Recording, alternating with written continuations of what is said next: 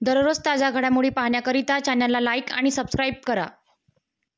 Police station Jaripatka हद्दीतील गुन्हेगार आर्यन उर्फ सागर उर्फ कचरा वल्द प्रवीण लांडगे व पंकज राजेश चौहान हे दोघेही गुन्हेगारी प्रवृत्तीचे असून पोलीस स्टेशन जरीपटका हद्दीत लोकांना दमदाटी व मारपीट करणे, बेकायदेशीररित्या मोहफुलाची हातभट्टीची गावठी दारू विक्रीकरिता जवळ बाळगणे, अश्लील शिवीगाळ करणे, मनाई आदेशांचे उल्लंघन करणे, स्त्रीच्या मनास लज्जा उत्पन्न होईल अशी कृती करणे अशा प्रकारचे अनेक गंभीर गुन्हे केलेले असून त्यांच्या या कृत्यामुळे परिसरातील लोकांच्या मनात असुरक्षिततेची भावना निर्माण झालेली आहे। सदर दोन्ही इसमांवर वारंवार प्रतिबंधक कारवाई करून देखील त्यांच्या प्रवृत्तीत कुठलीही सुधारणा झाली नसल्याने त्यांच्या गुन्ह्यांना आळा बसवावा व परिसरात शांतता व सुव्यवस्था